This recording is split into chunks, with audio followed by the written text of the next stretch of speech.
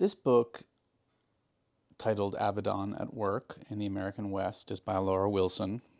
And this book is sort of a departure from the books I've been showing. It is a book about Richard Avedon making the photographs from in the American West. And we can see Avedon here with his 8x10 camera and his two assistants, and the subject of this particular photograph.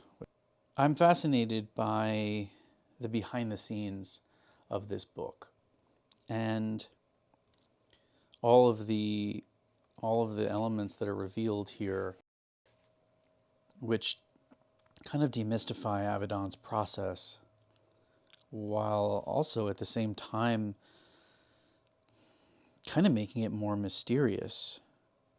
When we think of Avedon's backgrounds, these white backgrounds, I think it's easy to assume that they're all studio-based and that they are all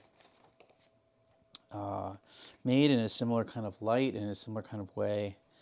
And while it's true, these are all made in a similar kind of way, the photographs of the American West, but really this is about the behind-the-scenes photographs that Laura Wilson makes, and how that expands our experience of looking at the American West photographs.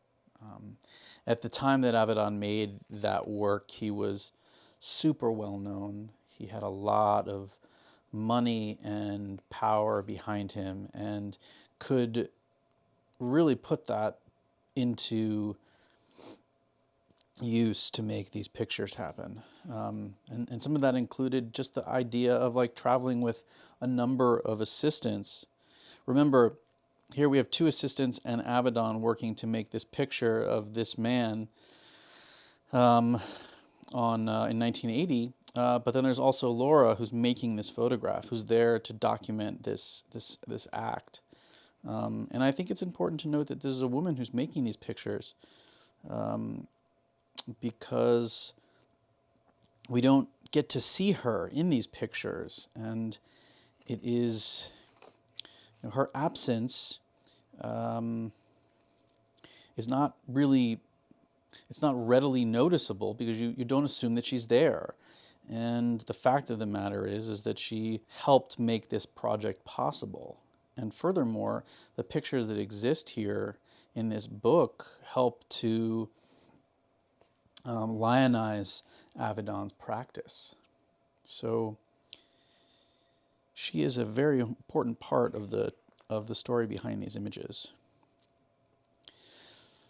I like to show this book to my students because Avedon's work tends to be pretty well known and recognizable. And you know, there's something with a ton of gravitas about the moments of exposure that Avedon chooses and the way he talks to his subjects. And there is a lot of interesting background to the stories in how Avedon made these pictures. The act of photographing the oilmen, for instance, here, and then having the images, the negatives rushed, overnighted to New York, and then processed, and then printed, and then returned so that the people could see their pictures, and he could discuss the way in which these men were being represented. And just like seeing how these other people were used as assistants to create shade or model light as it's coming in, so that the pictures could look the way they look. I mean, it's not, you know, Avedon's photographs are not the product of one individual person that is making these pictures, but rather a whole crew of people that's helping to make the photographs happen. I mean, I just love the idea of the seamless paper being taped in different locations and how that becomes the unifying characteristic of each picture. The anonymous space that these people exist in is defied by the photographs that Laura makes here, documenting the more true reality of the experience. It should be mentioned that Avedon was a force of nature and a believer in the work he made, and so he definitely led the way for these pictures to be produced and allowed the people he was photographing to perhaps not only be themselves, but be a magnification of who they are.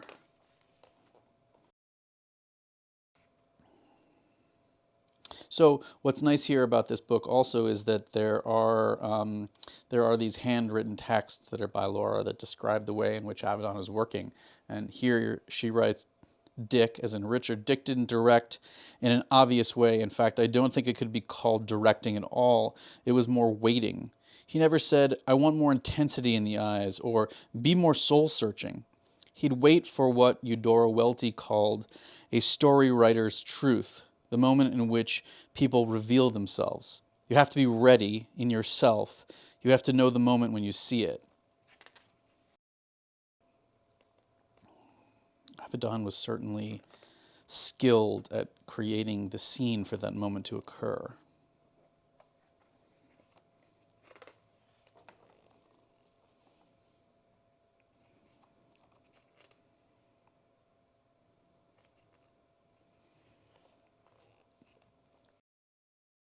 One of the things I think that's really important about this from a student standpoint is that Avedon is not using any lighting whatsoever in these pictures. The sketch here of the bees on the beekeeper's face as a template for what to expect from the photograph.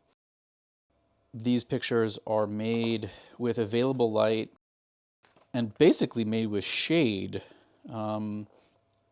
And the quality of the final prints is a result of how the printing is accomplished, not necessarily how the negative is exposed.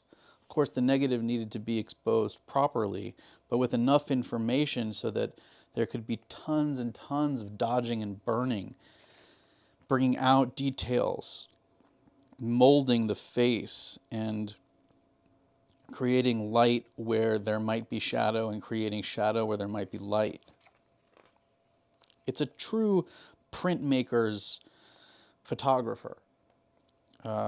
Here's a section that talks about the overnight delivery.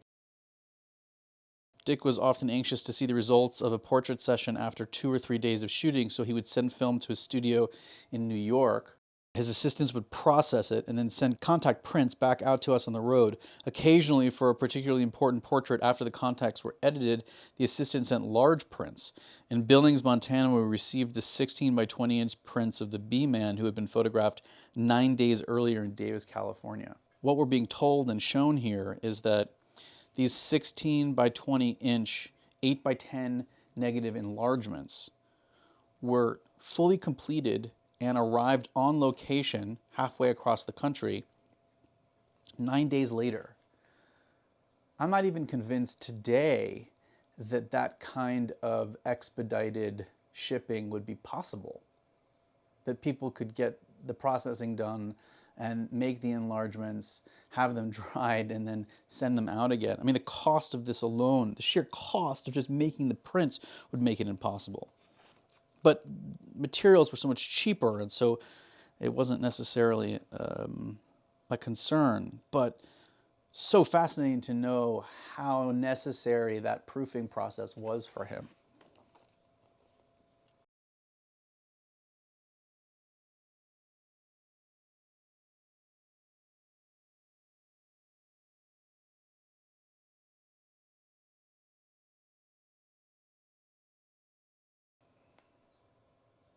It's interesting to see this mattress that's folded over in the jail here while these pictures are being made. I'm not sure if it's to raise up the subject or just to make it more comfortable for them to stand while waiting to have their portrait made.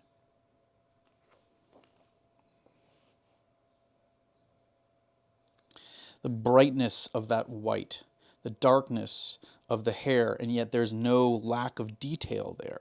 Even the tones of the skin, but the tones of the tattoo, these sort of faded tattoos.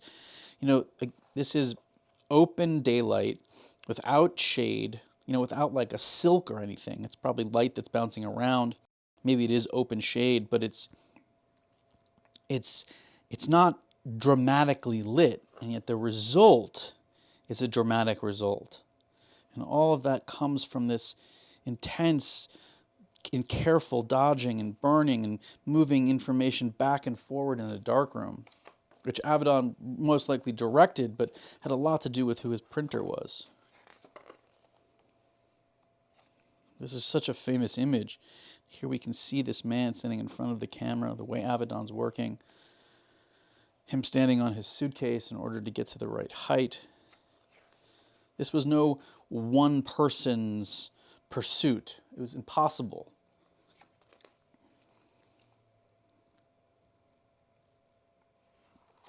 Seeing him here, we see this paper and we get the sense of this brick background and the sort of dead-end quality of this environment, but in the actual photograph, it becomes this endless expanse of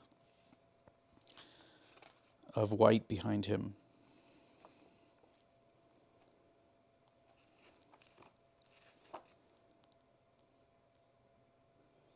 Of course, all of this was pre-digital, so, Avedon's choice to use this camera and to figure out how to compose these pictures and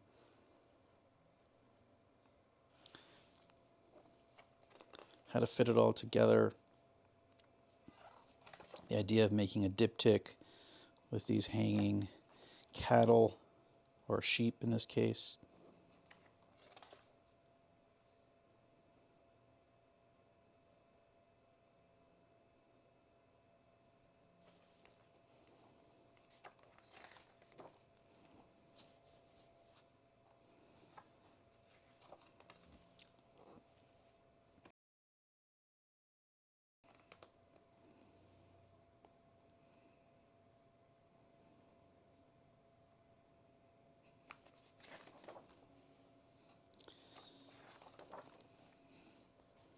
This is a lovely image, which is, no, not the one on the cover, no. Just this picture of these three women against this barn.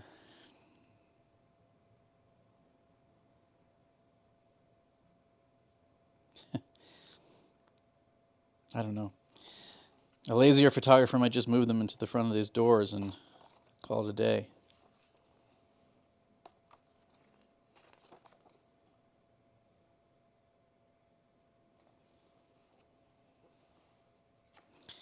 You can see him experimenting with breaking up the frame the way he does for all of his magazine spreads. He kind of does this over and over again over time. I think there's some information in here about the printing, but I just, the way in which this woman is represented and the detail and the tactile recording of her skin and her nails and her ring and the fabric and even the way her eyes are open, like the clarity of her eyes, the brightness, the reflections inside them, the whiteness that's coming up from the bottom must be a reflector perhaps, and then the sky above. There's no way that the camera just records it that way. It has to be brought out in fine printmaking.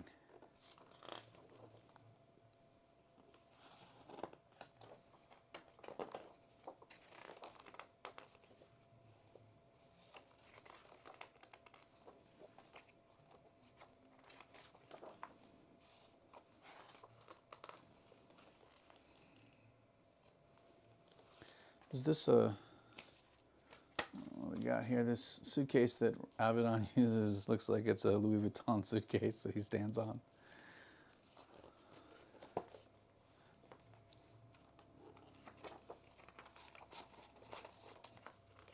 Here he is sketching out the ideas for combining images on a spread, 2 at a time.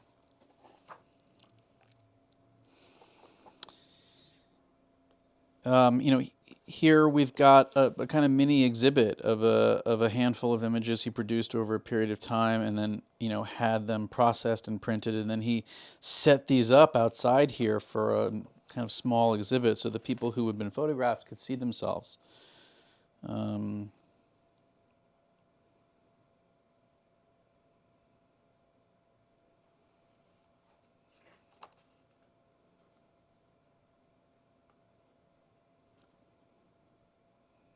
These are all miners,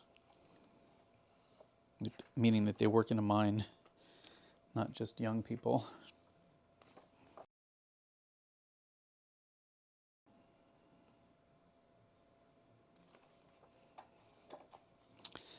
Yeah, I guess it's kind of important too to mention how far back he is. Again, we get this amazing like field, wheat field that they're standing in.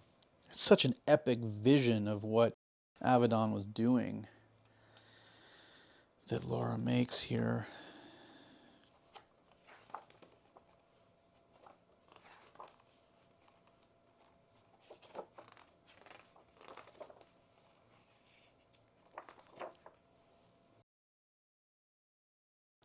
All right, so there's a whole section dedicated to printing.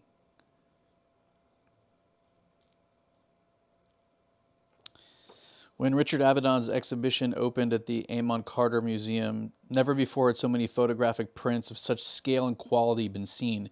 The impact of these large prints was dramatic. Two men, Rudy Hoffman, Avedon's studio manager, and David Lichtschwager, had worked for a year and a half to print 123 negatives for the exhibition. The majority of the negatives were printed on 56 and a quarter inch by 45-inch sheets of photographic paper.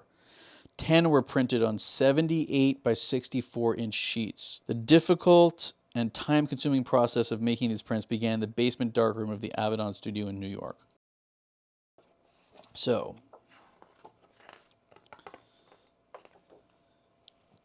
this gives you a sense of the scale of these prints. This is Avedon standing.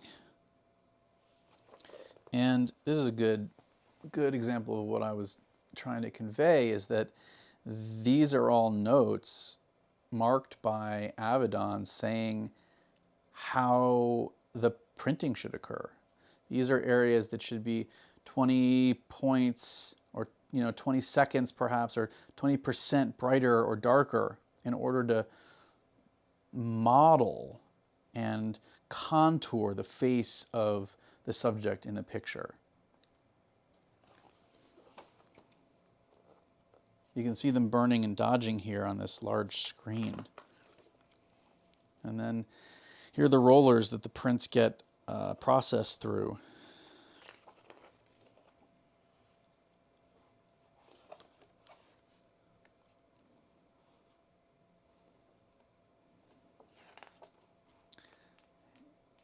Here's an image of Avedon at the show, the American West show. And here's an image of the museum with the photographs through the front window, again giving you an idea of scale, a scale really like not quite seen again since. Even if you think about the German photographers producing work in the late 90s.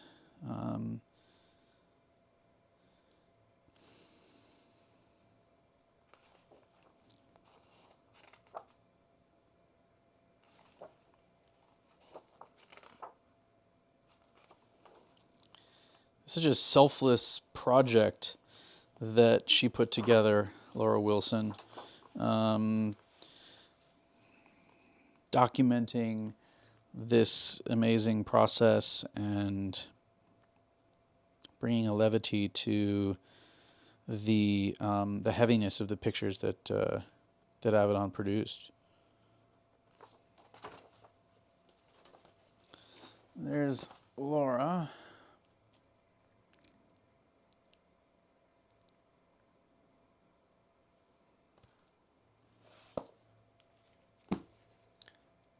That's Avedon at Work in the American West by Laura Wilson.